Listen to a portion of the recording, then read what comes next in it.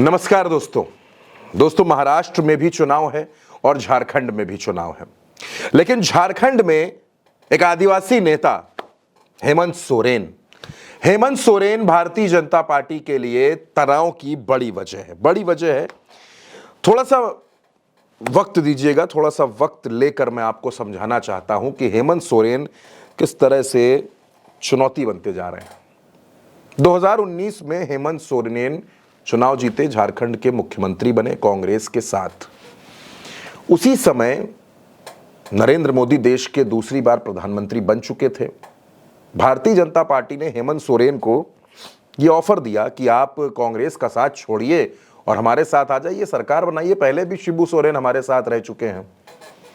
हेमंत सोरेन ने इस ऑफर को ठुकरा दिया। हेमंत सोरेन ने कहा कि वो गद्दारी नहीं कर सकते क्योंकि कांग्रेस के साथ मिलकर उन्होंने चुनाव लड़ा है। बस यही बात थी जो बीजेपी को चुभ गई। इसके बाद आप जानते हैं ईडी, सीबीआई, इनकम टैक्स, तमाम तरीकों से हेमंत सोरेन को परेशान करने की कोशिश की गई। फिर जब बीजेपी को लगा कि हेमंत सोरेन उसके पाले में नहीं आएंगे तो बीजेपी ने कांग्रेस को तोड़ने का प्लान बनाया। कांग्रेस को भी नहीं तोड़ पाई। फिर हेमंत सोरेन सलाखों के पीछे गए। अदालत ने कहा कि मुकदमों में दम नहीं है। हेमंत सोरेन वापस आ गए, सलाखों के बाहर आ गए, फिर से मुख्यमंत्री बन गए। इस बीच कल्पना सोरेन की भी एंट्री हुई। लेकिन हेमंत सोरेन आदिवासी नेता दिशोम गुरु शिबू सोरेन के बेटे झारखंड के मुख्यमंत्री हैं और हेमंत सोरेन लगातार लोगों के बीच जा रहे हैं और वो ये कह रहे हैं कि भारतीय जनता पार्टी फूट डालो और राज करो की नीति पर काम करती है। हेमंत सोरेन कह रहे हैं कि ये रोटी और बेटी की बात करते हैं, ये लोग सिर्फ झारखंड को गुमराह करने के लिए आए, अपमान करने के लिए आए हैं। आज यहाँ जो कंपनी कोयला खदान चल रहा है, बॉक्साइट का खदान चल रहा है, कोयला का खदान चल रहा है, आयरन ओर का खदान चल रहा है, वो किसका है? क्या झारखंडी लोग इसको चला रहा है? क्या ये सारा व्यापारी लोग चला रहा है? ये गुजरात का। और हमें बेदखल करके, विस्थापित करके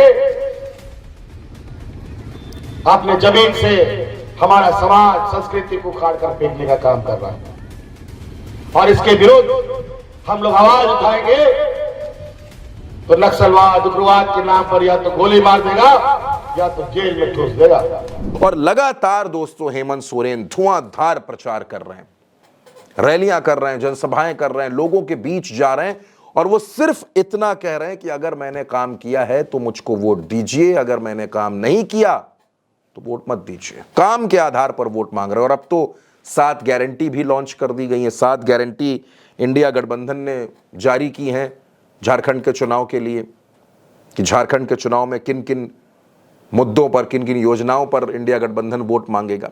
हेमंत सोरेन की रैलियों को जब आप देखते हैं, जब हेमंत सोरेन की जनसभाओं को आप देखते हैं, उनके लिए उमड़े जनसैलाब को देखते हैं और हेमंत सोरेन के अंदाज को देखते हैं तो पता चलता है कि एक आदिवासी नेता कैसे भारतीय जनता पार्टी के लिए टेंशन बन गया है, कैसे मुसीबत बन गया और कैसे भारतीय जनता पार्टी इस नेता का मुकाबला नहीं कर पा रही है। दोस्तों 28 सीटें एसटी रिजर्व हैं, यानी आदिवासियों के लिए रिजर्व हैं झारखंड में, और वही बीजेपी के लिए सबसे बड़ी चुनौती है। हेमंत सोरेन सलाखों के पीछे भेजे गए, उसका भी एक इमोशनल एंगल जेएमएम ने निकाल दिया और उसके सहारे भी जनता के बीच जा रही है। और भारतीय जनता पार्टी को यह समझ नहीं आ रहा कि आखिर हेमंत सोरेन को सत्ता से बेदखल कैसे किया जाए। ये बीजेपी के लिए एक बड़ी चुनौती है और भारतीय जनता पार्टी के पास हेमंत सोरेन के सामने फिलहाल कोई नेता मौजूद नहीं। हेमंत सोरेन का मुकाबला कैसे किया जाएगा, हेमंत सोरेन के सामने वो कौन सा चेहरा होगा जो मुकाबला करेगा, यह भारतीय जनता पार्टी के लिए एक अहम सवाल है।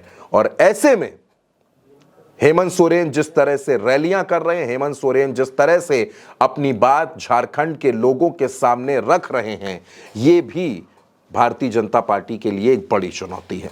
अब दोस्तों नरेंद्र मोदी जब झारखंड पहुंचे, जब चुनावी रैलियां करने पहुंचे और उन्होंने रोटी के साथ साथ बेटी को जोड़ दिया, यानी पूरी तरह से आप ये समझिए कि झारखंड के चुनाव में जब कोई मुद्दा नहीं बचा तो अब बेटियों का सहारा लिया जा रहा है। और क्यों लिया जा रहा है उसकी भी तमाम वजह है। दरअसल झारखंड में मुख्यमंत्री मैया सम्मान योजना, जिसके तहत अब तक 4 बार 4 बार झारखंड में महिलाओं के खाते में हजार रुपए पहुंच गए। बीजेपी के लिए यह भी एक बड़ा तनाव है। बीजेपी को लगता है कि अगर झारखंड में महिला वोटर्स, क्योंकि कल्पना सोरेन भी महिला वोटर्स पर ही खुद को फोकस किए हुए हैं, और दूसरी तरफ मुख्यमंत्री मैया सम्मान योजना और झारखंड की छात्राओं के लिए सावित्रीबाई फुले योजना, इन दोनों योजनाओं के जरिए और कल्पना सोरेन के तौर पर अपने मास्टर कार्ड के जरिए हेमंत सोरेन को ऐसा लगता है कि वो झारखंड में अपनी सत्ता को बचाए रखने में कामयाब हो जाएंगे। तो दूसरी तरफ बीजेपी को ऐसा लगता है कि वो हेमंत सोरेन को सत्ता से बेदखल कर देगी।